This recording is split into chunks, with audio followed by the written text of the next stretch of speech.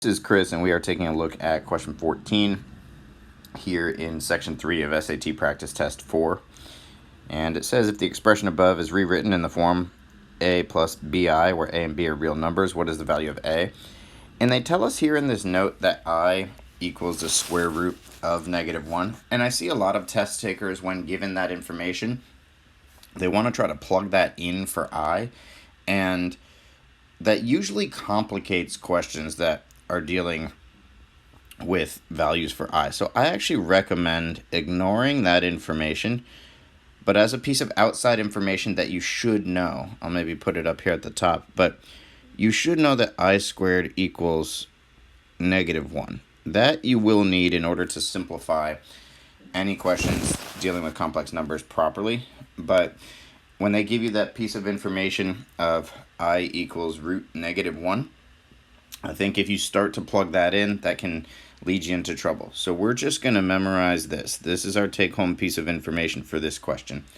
And now let's talk about how we can try to rewrite this and come up with a value for a. We want to get it into this form, a plus bi. So here, I'm going to just rewrite the original problem, 8 minus I over 3 minus 2i. And whenever you have I in a denominator, just like with any root, so if you have square root of 5 in a denominator, you would have to try to get rid of that. And so here we're going to multiply by something here. That 3 looks a little funky. Let me rewrite that. But we're going to multiply by something called the conjugate.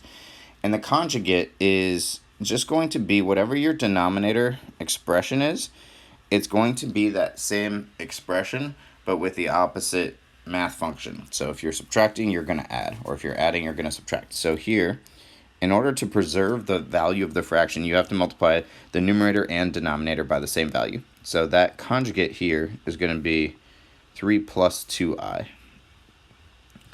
So we're just taking this existing denominator and we're multiplying by its conjugate. And we'll see why that's so helpful, because when we go to FOIL out these expressions in our numerator and denominator, we'll see what happens in that denominator in just a sec. So let's FOIL this. Regular first, outside, inside, last. So here, our first terms times each other. We have the 8 times 3, which is 24. We have our outside terms. 8 times positive 2i would be plus 16i. We have a negative I times 3, which will be a negative 3i. And we'll have negative I times positive 2i, which would be minus 2i squared. Okay, now for the denominator, again, first, outside, inside, last. So 3 times 3 is 9. Positive 2i times 3 gives us positive 6i. Negative 2i times 3 gives us negative 6i. And then negative 2i times positive 2i would be minus 4i squared. Now when we go to combine like terms, so in that numerator, we have 24, a positive 16i and a negative 3i will give us plus 13i. And then remember what we said at the top. So we said that I squared is equal to -1, which you could derive from the little note that they give you, but if you memorize that as outside information, it's going to be a lot clearer and more direct when you go to utilize it in a question. Because here we have minus 2i squared, and that's the same thing as saying minus 2 times -1.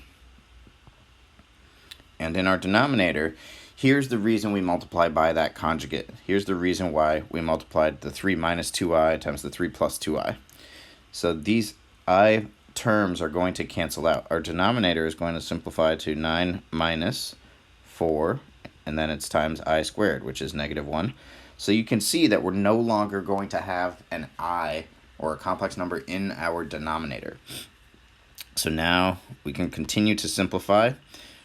Here, I'll write it out stepwise, but we have 24 plus 13i plus 2, because -2 times -1 gives us positive 2. And in our denominator, we have 9 plus 4.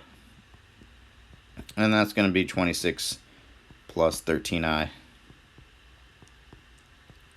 over 13. And when we divide each term by 13, so 26 over 13 gives us 2, plus, and then 13i over 13 gives us just 1i, or you could write it out as I. And if we look, this is in this form now. This matches the form that they said we wanted to get this in the question, where they said it can be rewritten as a plus bi. That's exactly what we have. So our value here for a would be 2. That's that constant out front. And if they had asked, they don't for this question, but the value of b would be 1 in this one. And now we can just select the answer to what the question's asking, which is what is the value of a? The value of a is 2, and that matches answer choice A for question 14. So again, takeaway piece of information here. We definitely want to memorize that I squared is equal to -1, and we definitely need to know for a question like this how to multiply by the conjugate in order to eliminate I from our denominator to solve